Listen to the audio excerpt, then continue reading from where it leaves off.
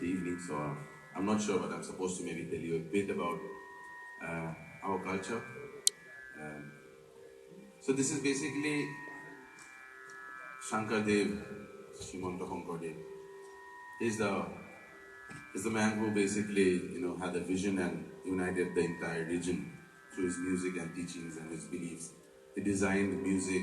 He was like a whole, he's like a Superman for me. I mean, Mahapurush, take it of course, he traveled quite a bit to everywhere. And even today, what lots of uh, spiritual gurus and lots of important people all over were trying to find the realization of the ultimate truth. He found it 500 years back in Assam, and he had established that then to simply get closer to the truth in a very common, simple way. This is what he did, and to our understanding, he actually kind of united the whole place, which was lots of different tribes sitting there together. He had an evolved vision for an advanced future, I think, like a classless, casteless society. That's what he was trying to do then. And through his very beautifully weaved music and literature and plays and paintings and weaves and everything, he got us all together to believe in the Brahman, the universe.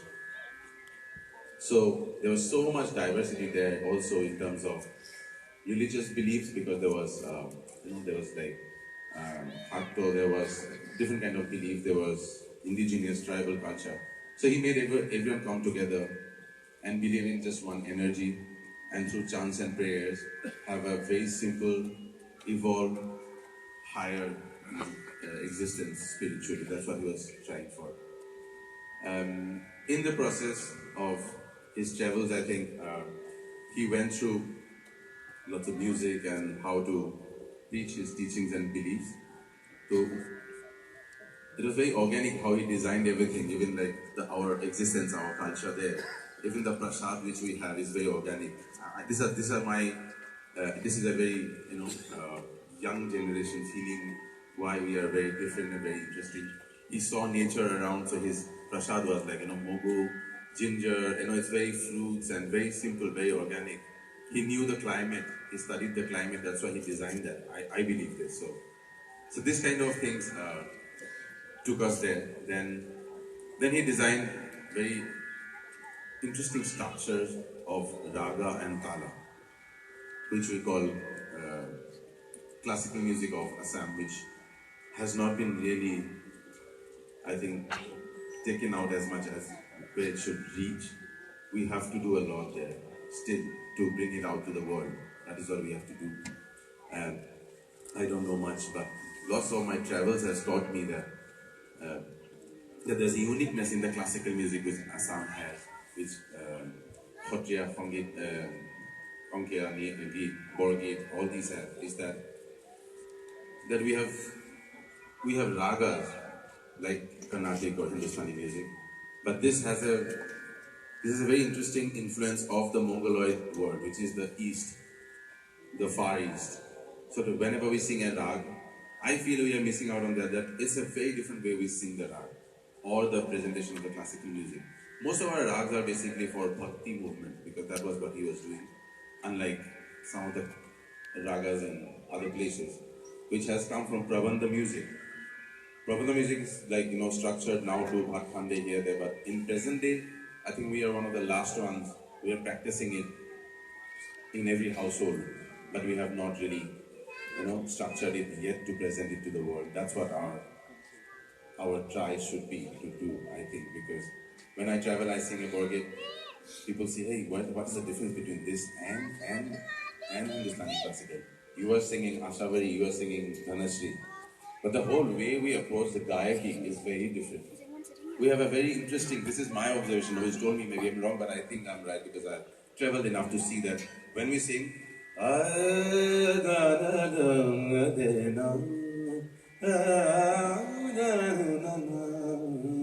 this is in Hindustani classical. But when we sing, oh, na,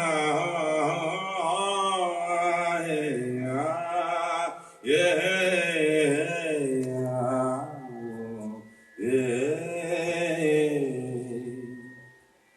So I find little Chinese there, little Mongolia there. This is the difference we are in our ragas. That's why we have to establish this beauty of Vaishnava and Assamese classical music, which is very different. We have tals. My dad was in 1969. He went to Mysore for a rhythm competition in a college, inter-college world over, India over. He won with the whole, where there was Mridangam, Tabla, Apwaz. Whole won because he had a grammatical explanation of something which was very unique and alien to the world then. So this is what I'm saying. We have to get this out. This is very interesting. And he found this long time back, this whole belief, the system when, Chaitanya Mahaprabhu, Guru Nanak, all these great had, same belief all over. Fankadev, he traveled the world and he found it. In his early age, he was very poetic. He wrote a poem, this is for people who don't know. When he learned only just the consonants, he didn't know the vowels yet. He was just learning. And then he made a poem out of it. So, in very early age, you could see this guy was becoming someone very special. And that guy was a superman for me. So this is what it is. The talas are very different. We're going to present a little bit today. बहुत अलग अलग के ताल है. जैसे रूपक ताल है तो 7 बीट में होता है और हमारे यहाँ 14 बीट में होता है. और 14 बीट में हमारे घाट्स होते हैं जो 28 बीट या 32 बीट के होते हैं. Which is very interesting. It's not seen anywhere. In one Borgit, we can have 14 different styles of playing in one structure. Maybe 7 by 4 by or 6 by 8. Which is very interesting. It has not been really documented well. We have 3 different places where Shankardeva was to travel. He started in Bordeaux, where he was born. Kept traveling, he got little influence and influenced the Ahom kings and the Kuch kings. But he traveled and this is my father's belief and I also believe that he saw that Assam was so longish a state. The people varied in the way they talk, they eat, they look. So accordingly he designed different beats for different places. Bordeaux has very sweet lilting structures for the same tala. And then you go to Majuri or Komalabari, you'll see the weavers are very interesting there. So he made very interesting weave of the tala. Then he came down to Borpeta, where finally towards the end of his life, he saw people are very straight and very different, interesting. He made those same talas in a different bowl. So I think these are 3 gharanas we have, very distinctively, which we can actually study and present to the world. That's what I think the music is about. I can go on and on, but it's very interesting. That's why I'm going on. I hope you guys are getting what I'm saying. And then he developed a lot of things. He had so many disciples. Madhav Dev, who took it to another level later. So this is what we are. We're just going to try present. I'll try present a Borgit, couple of Borgits, and then we go into an audio visual, which will showcase a little bit of the Vaishnava culture and how the way of life there. And then I come back later, show you a little fun side of Krishna, which is again, it's all about Krishna and Vaishnavism. So there's a little fun side of Krishna, which is through Tukari Geet and Tehbisar Geet and all of that. So towards the end, again, I'll come and bring up the tempo a bit. But I would like to start, invite my fellow friends and the great ones who have been playing and Raja, please invite everyone. So I'm just going to show you through a little bit of whatever I learned from my dad and my hot throws and stuff. So please welcome the musicians on stage with just the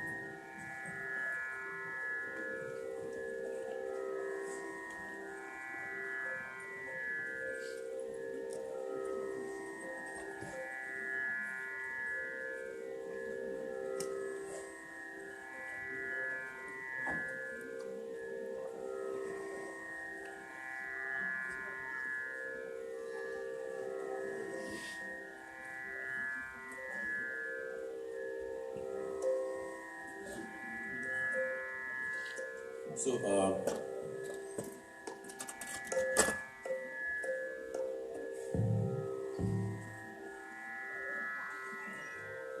we're going to present Wargate by Concorde. He had designed and created some more than, I don't know, 240, 250 Wargates.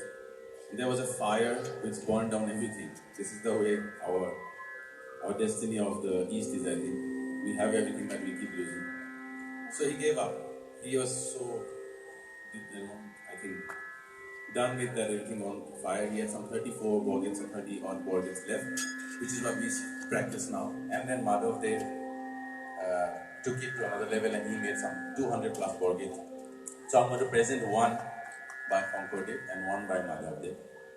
So the first one is in Dhanasri Rag, and the tal is Ori tal, which is 14 beat. And the interesting thing is that, so as I said, different, like Naga will have the 14s like tao, taki, tao, tao, kiri, kiri, taki, ran, kitao, dhan, kitao.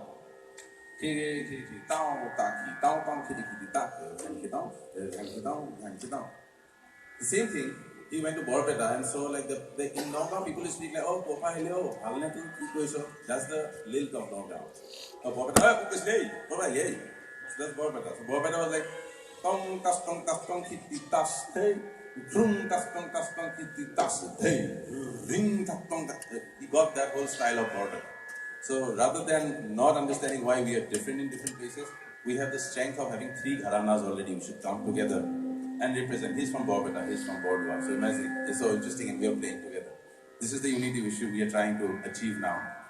And Nagaon has a very interesting, and there's a ghat, there are ghats, which is, whoever knows tabla will be interested.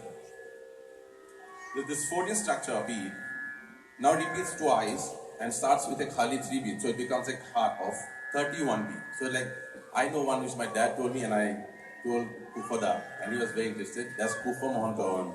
Full, a big one for him, please. Prapanna Borua on flute. Nayan Kolida, Tal, Dora, Giren Kolida on flute.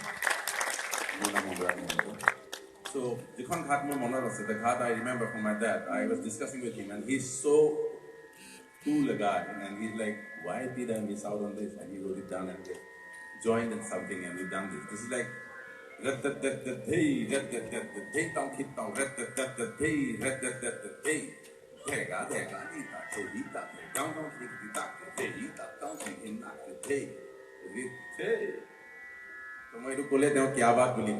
the kind of performance we want now.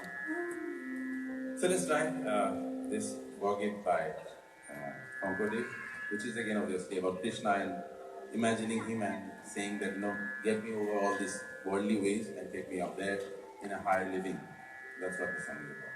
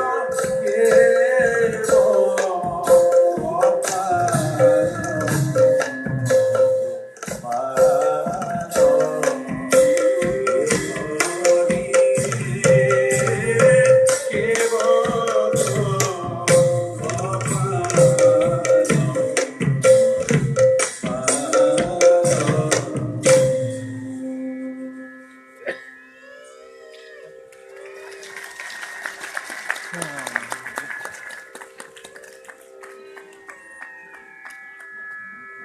same poet but we are playing in a different style next Borgit. It's in Surkola, and it's a whole different style of going. And it's Akhowari, which is close to Ashamari. It's a different way of approaching the notes. And a Borgit has like a dhrum, which is the dhruva, I think, the beginning, which repeats again and again. And there are pods like verses. And right at the end, like many other poetry has in the world, you get the poet's name there, and you get to know who's written it. So similarly, it's like the same vibe. And yeah, so many things to say, but I think tonight is not the night. I've just given you a little hint of how interesting what we have and why we should do more about it, all of us together. So this is a beautiful Borgit by Madhav Dev. Most of his Borgits were about picturizing the child Krishna, the young Krishna, the little one, his naughtiness, his mischievousness, all of that. This is imagining him and how beautiful Krishna was, those 3 lines on his head, and all of that, this description of Krishna. So yeah, let's see.